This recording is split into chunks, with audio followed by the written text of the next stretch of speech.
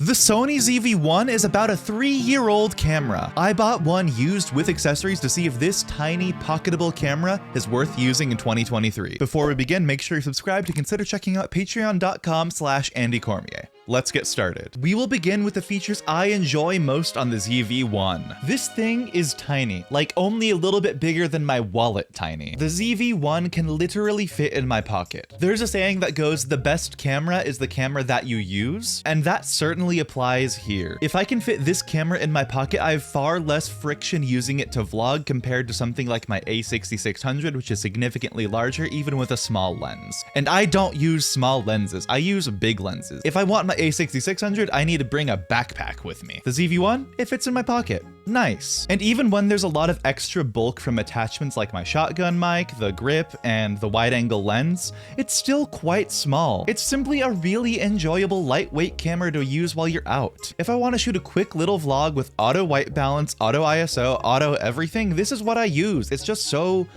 easy. The ZV1 also has fantastic quality for its size. This thing shoots out 4K 30 without a crop factor. You're seeing me with two 1.5x crop factors, making it effectively a 2.25x crop factor. There's 16 millimeters from my lens, followed by the 1.5x APS-C crop factor, which makes it 24 millimeters, followed by the 1.5x crop factor from shooting in 4K. This 16 millimeter lens turns into 36 millimeters. The Sony ZV1 does have a crop factor if you use active stabilization, but there's no additional crop factor to using it in 4K. The effective focal length range of 24 to 70 millimeters is not impacted by shooting in 4K, which I love. And this is probably because it has a smaller 1-inch sensor with fewer pixels to compute through. And in good lighting, the ZV1 is almost equivalent quality as my a6600. Another great feature is the stabilization. The ZV1 has better standard stabilization than my a6600, which has in-body image stabilization, IBIS. But the active stabilization, despite the crop factor, is really, really nice. Granted, if I do want to use active stabilization while vlogging, I pretty much need the wide angle lens from Neewer if I'm holding the camera at an arm's length away. Oh my God, this is difficult. This is very, very difficult to manage having my face in frame. This is so close. I'm holding my arm fully extended. The lens is as zoomed out as it possibly can be. This is tough. So this is my arm fully extended, whereas this is me using an extender tripod grip remote thingy from SmallRig. We have the wide angle lens back on, handheld length with active steady shot on. And this is with the pole fully extended. It's only about a little over a foot extra, but that extra foot matters a lot when it comes to framing with active stabilization. But the active stabilization is so stable, and I love it, even with the crop factor. It also has a pretty good built-in mic. I have better audio equipment, so I don't really use that, but in a pinch, it's quite good. We switched to the onboard mic of the ZV1. I have the little wind filter thing on top, the dead cat that they call it. I don't like calling it a dead cat. I have 5 cats. I don't want to think of dead cats. But this is the audio with the ZV1 default mic.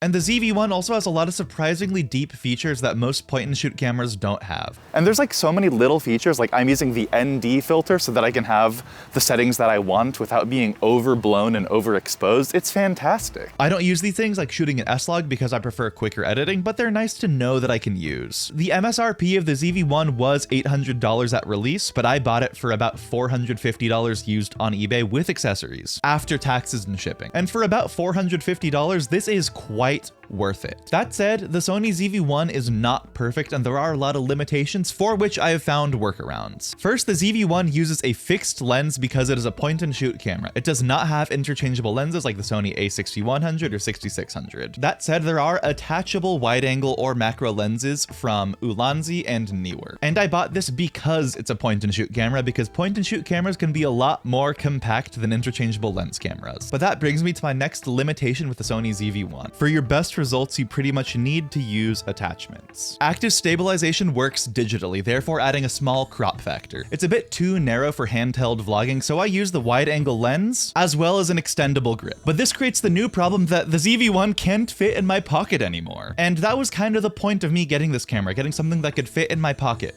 but it's still smaller to put in a bag or backpack than my a6600, so I really don't mind. If I fully extend both my arm and the extender grip, I don't need the wide-angle lens to fit into frame, but it's a lot more comfortable to vlog without fully extending my arm. Now I'm using it handheld with the standard lens. This is also a pretty decent field of view, but my arm is fully extended, so this will get uncomfortable. Holding your arm fully extended, whether or not you're holding a camera, can be exhausting. So I really, really prefer to just have a little selfie pole, extend a Roni, and have it much more convenient that way. So even then, I still prefer using the newer wide-angle lens, which is removable. And also using a grip does add stability, so I can turn off active stabilization if I'm using the grip and controlling myself. We've removed the wide-angle lens, and I have my arm halfway extended now and fully extended. And this is on standard stabilization and thus no crop factor. So with a little selfie pole, the ZV1 without a wide-angle lens is a perfectly fine vlogging camera. But I very much speak with my hands, so I prefer having the wide-angle lens.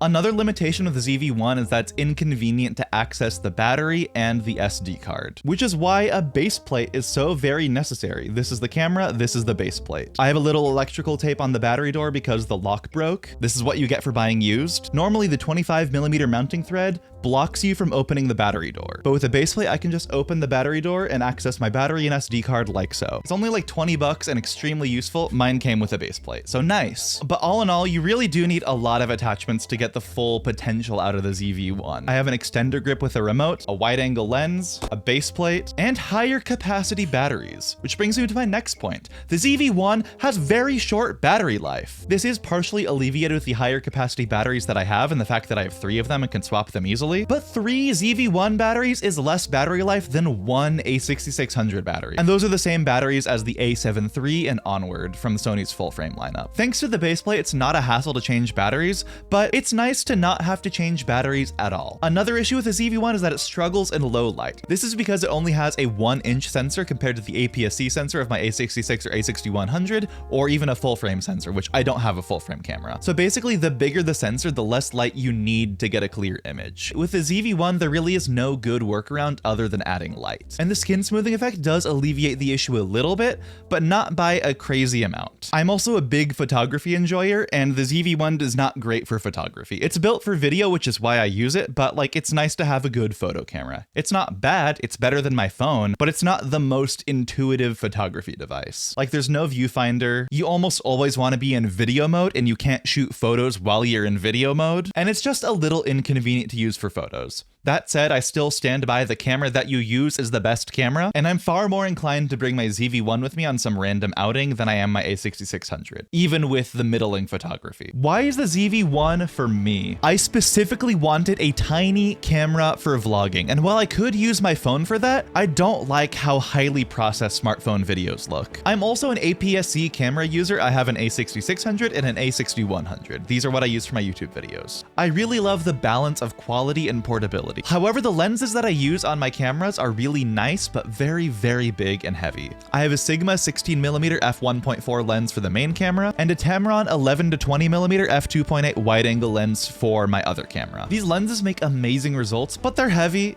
and that kind of defeat the purpose of the portability of APS-C cameras. At this point, for my main cameras, I should switch to full frame when I can afford to, at least for my main cameras, and then keep my ZV1 as my portable camera. Compare the size of my A6600 with a Tamron 11 to 20 lens with the ZV1 with a wide-angle lens. The ZV1 is so much smaller and gets more or less the same results. Even with my complaints about limitations, I love using the ZV1. It's so portable. I reiterate, the best camera is the camera that you use. But is the ZV1 for you? For most YouTubers, the ZV1 is more than good enough. In fact, I would say it's great. Vlogging with heavy cameras, even my A6600 with a wide-angle lens is great, but those cameras are heavy and your arms get tired. The ZV1 weighs like less than a pound. I don't get tired at all holding it and vlogging with it, and it packs an amazingly good punch. Yes, you probably need attachments for your best results to get the full potential out of the camera. And yes, in the long term, you may be better off purchasing a camera with interchangeable lenses. I would not recommend that you buy the ZV1 new at full price, which I think is $750 now. Sometimes it goes on sale for $650. But if you're able to go on eBay and get it used for under $500, that's a really good bang for buck deal for this camera. And so many people are selling their used ZV1s on eBay for under $500. Just take a quick look and you could probably find a good deal within a few days. And do your due diligence to make sure you're buying from a reliable seller. If it's your first camera and you're on a budget, the ZV1 with a few accessories is an amazing start. If you already have a camera setup and you want something that's more portable, it's also an amazing option. Whether that's for a smaller vlog camera, a behind the scenes camera, or an extra B-roll camera. However, outside of those two use cases of an extra portable camera or your first camera, I would recommend you get something else. The ZV1 is a fantastic camera, but again, you're better off long-term with an interchangeable lens camera, like an APS-C Sony a6600 or even a full-frame camera. But for $500, the ZV1 is very, very worth it in 2023. If you want more camera talk, I compared the Sony a6000 and a6100. What are their strengths and weaknesses as it relates to streaming and vlogging? And how high specs do you actually need? The same thoughts there largely apply to the Sony ZV-E10 as well, which I don't have but has very similar specs to the a6100. I like cameras, dude,